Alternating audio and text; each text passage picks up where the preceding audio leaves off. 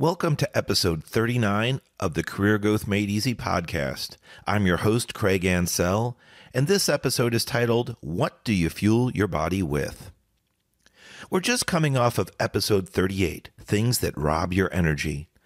I talked about daily activities that we might be doing and that we may not be aware of that could be killing our energy.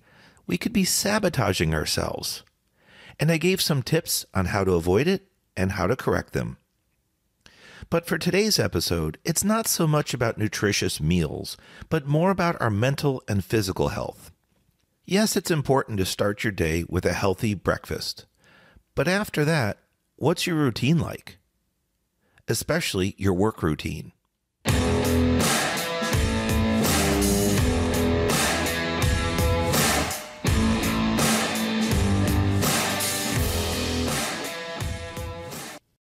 Many of us used to travel to work and brave traffic, and some of us had to travel as much as 45 minutes to an hour or even more each way. When you travel to work, or maybe you still do, despite the pandemic, what thoughts are in your head? Do you have a relatively peaceful drive to work, or does anxiety, stress, or even fear occasionally grip you? All from the worry or the concern about how your workday is going to go, how it's going to play out, and how much work you have to do.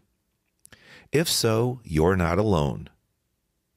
Since these feelings, these emotions, can start before you even set foot in the office or get into your work, you can feel like you're overloaded and even bombarded with potential thoughts of extreme work and extreme tasks to do, something that you'll never get unburied from.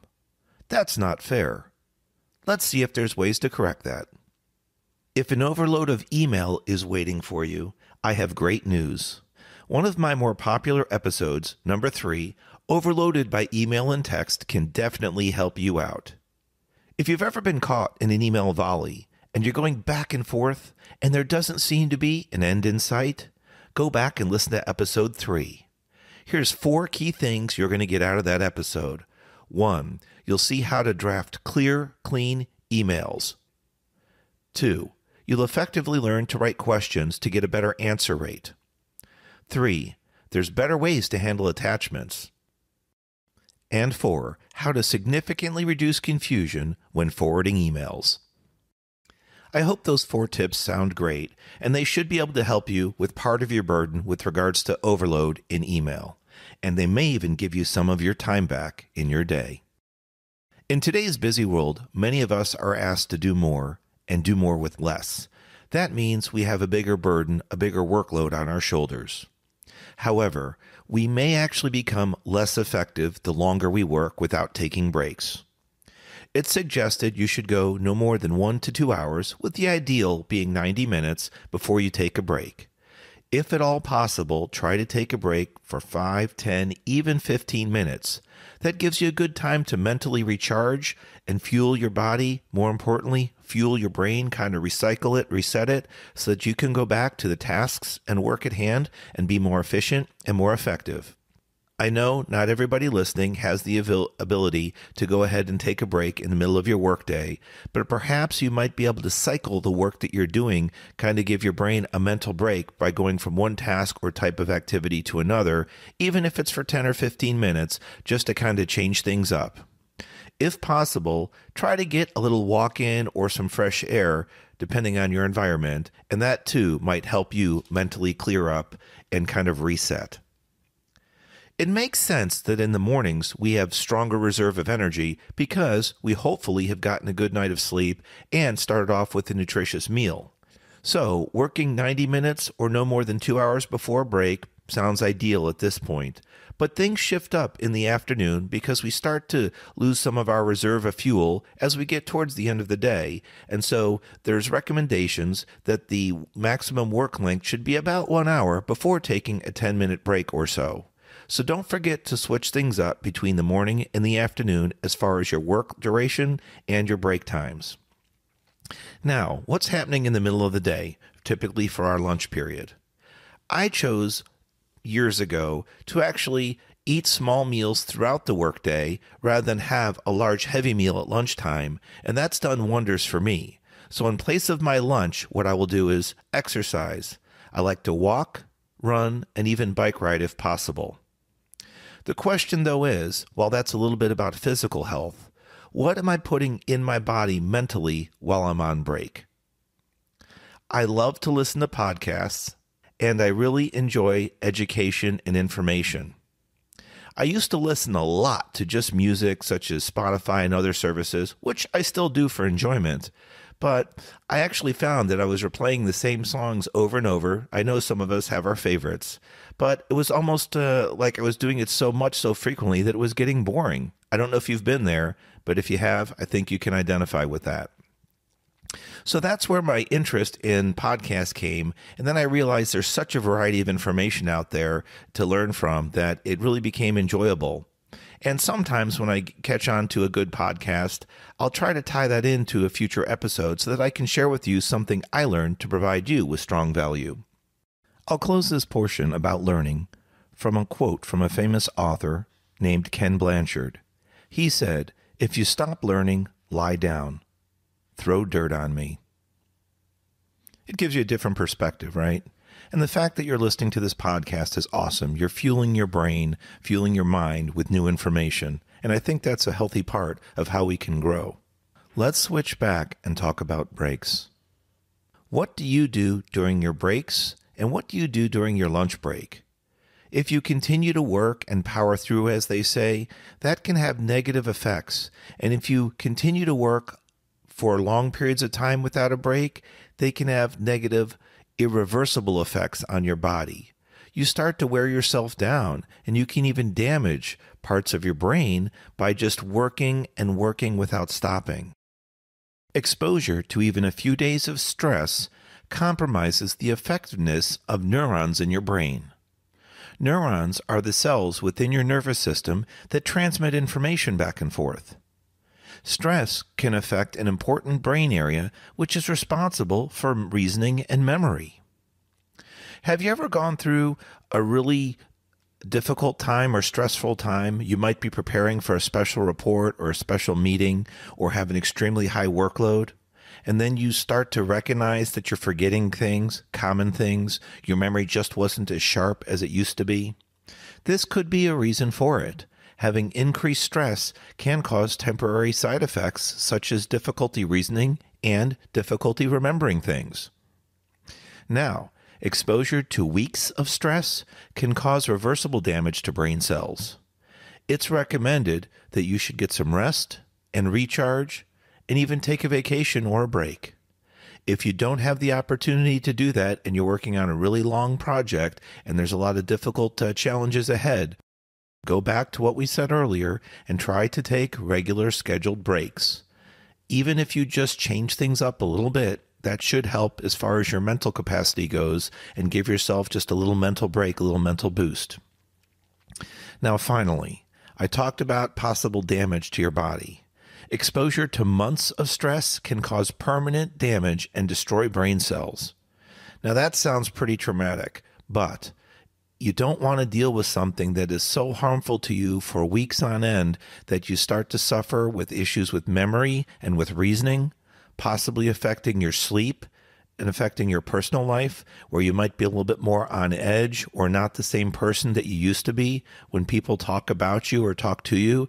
Craig just seems a little different today. Or have you noticed over the last weeks he's kind of changed? Those could be indicators. So check it out with your peers and check it out with your personal relationships to make sure that you're not impacting your personal life with a high level of stress and work effort during your day job. If you are suffering effects from stress, something as simple as chewing gum to relax can help you focus. But chewing gum just doesn't reduce stress. It also makes you more alert and improves your performance in memory-oriented tasks. It does so by increasing the blood flow to your brain, and it alerts your senses. When you experience a stressful situation while chewing gum, your body is less likely to go into that primal fight or flight mode, which results in the poor decision-making process and inability to focus. You probably don't want to use this tip while you're talking, but it's a good way to de-stress in preparation for a big presentation or a challenging conversation that you're facing. At the time of this recording, we're still going through the pandemic from COVID, and we're actually going through our second phase where the virus has morphed and it has got a different strain, I guess you could say. What that leads to is a lot of us continuing to work from home or work at alternate locations. Especially if you're working at home, it can be, I guess, just too easy to work through your break and work through your day. And then by the end of the day, where is all the time gone? Now, there's nothing wrong with being productive and giving some extra effort to your job. But the problem again is that as we power through our day by accidentally missing breaks, skipping a lunch or two during the week, we're not doing our bodies any good. We need regular intake of nutrition, and we need regular breaks to reset our minds, reset our focus.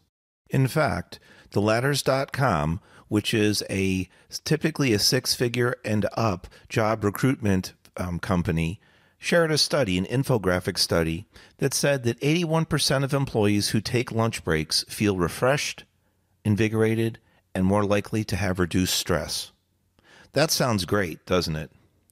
But also, they mentioned, 13% of employees feel judged by their coworkers for taking a lunch break.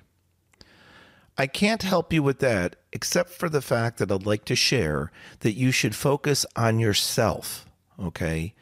Focus on your own health and your own care. If you don't, others may not either. Referencing the author Andy Andrews and his book 7 Decisions, he said, if you're worried about what other people think of you, you'll have more confidence in their opinions than you do of your own. Why could we be so concerned and so consumed with what other people think of us? We really should focus on ourselves is the big message here. As we wrap up, I want to thank you for listening to episode 39, What Do You Fuel Your Body With?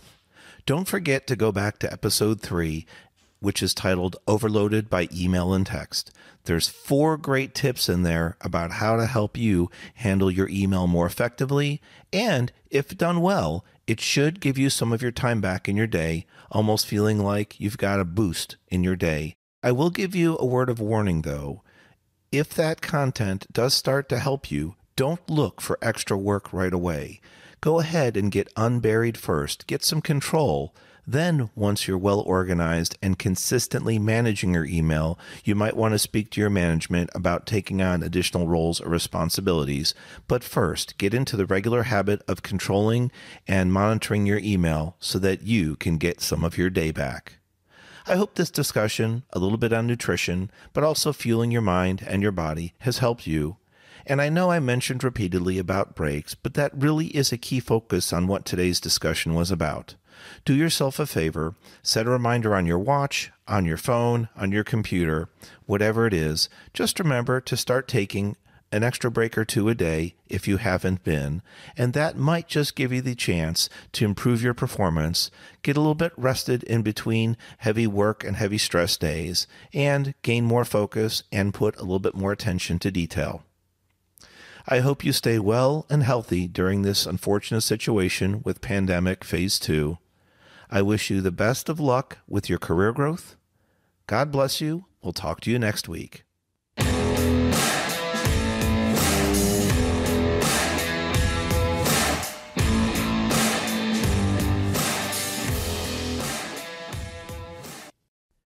Thanks for watching. If you've enjoyed this episode, be sure to subscribe to our channel. New episodes every Monday. In the meantime, why don't you follow us on social media at Craig Ansell on Facebook, LinkedIn, and Instagram. To book a coaching appointment, download our free guides, or join our email list, check out the links in the description below.